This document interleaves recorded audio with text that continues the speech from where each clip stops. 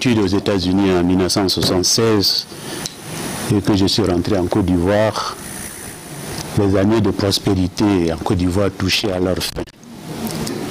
Et donc, la classe intellectuelle qui était représentée par le SINARES et les enseignants du supérieur auxquels étaient agrégés les enseignants du secondaire que Laurent Akoun dirigeait à l'époque. Ces enseignants étaient regroupés en des groupes de réflexion et il y en a parmi lesquels disaient nous sommes en train de réfléchir jusqu'à ce que le vieux meure et puis après on va se mettre vraiment à réorganiser le pays. Ça c'est, on le disait à partir de 76 jusqu'à 84. Moi, il y a un médecin personnel de Houphouët-Boigny qui m'a dit à l'époque, parce que j'en avais ras-le-bol, j'ai commencé à faire, je ne faisais pas de la déprime, mais je n'arrivais pas à dormir. Et je suis allé le voir, il m'a fait faire tous les examens physiologiques et tout ceci. Et il n'a trouvé rien et il me dit, bon, d'homme à homme, il a dit, moi, qu'est-ce qui ne va pas? Parce que tu n'as rien au plan physique, là, il y a quelque chose là. J'ai dit que le pouvoir là, j'en ai jusque là. Il dit, mon cher ami, prends ton mal en patience. Nous étions en 93. Il dit, le vieux là, son cœur est solide, il en a encore pour 10 ans. Ça, c'était en 83. Quand est-ce qu'il est mort? En 93. Donc, le docteur s'appelait Vacher, un pied de la coloniale. Donc, sa prédiction était... Donc, c'était pour dire que, donc, à l'époque, il y avait différents groupes de réflexion sur le campus. Il y avait le groupe de Vaudier, il y avait le groupe de Bamba Moriféré. Il y en avait même qui étaient comme les adeptes des communistes d'Albanie. Albanie, c'est un petit pays au nord là, de la Grèce.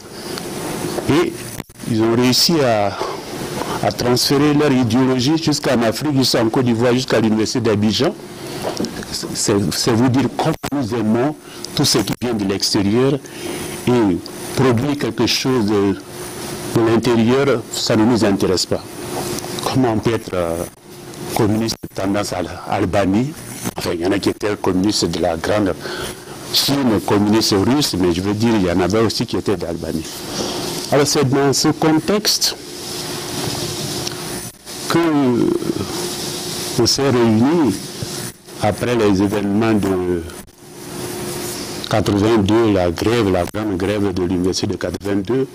On s'est réunis dans mon salon et puis on dit on va mettre en veilleuse nos activités syndicales puisqu'on était des militants du SINARES. C'était ce que j'appelais le vivier où on faisait de la réflexion et de la politique puisqu'on était tous obligés d'être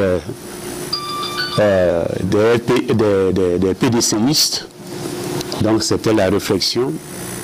Et je dis c'est dans ce contexte qu'on s'est réunis à 5. Et on a dit qu'il fallait mettre en veilleuse cette activité, nos activités syndicalistes pour créer un parti. Alors c'est pour simplement vous dire là que ce n'est pas le nombre qui compte, mais c'est la détermination d'un petit groupe qui peut faire. Bah, je disais qu'il y avait, à l'époque, il y avait beaucoup de groupes de réflexion et tout ceci. Mais vous devez reconnaître avec moi que le mouvement que nous avons initié en 82 dans mon salon, c'est ce qui, après Gbagbo est parti à Paris, il a écrit, et puis on a publié Proposition pour gouverner la Côte d'Ivoire en 87. Et quand le bouquin est sorti sur Paris, de la vie des Français, c'était la première fois qu'un groupe d'Africains sur Paris écrivait quelque chose en disant qu'on va arriver au pouvoir, voilà notre programme. Donc je veux dire que c'est pas pour nous jeter des fleurs, mais on a été d'une certaine façon, les RPI, on a été d'une certaine façon, on a apporté notre contribution à la renaissance de la démocratie en Côte d'Ivoire, du multipartisme de la démocratie en Côte d'Ivoire. Il dit que c'était un petit groupe de 5 au départ qui après a pris de l'ampleur. Donc, je veux réitérer un peu l'appel de Demba.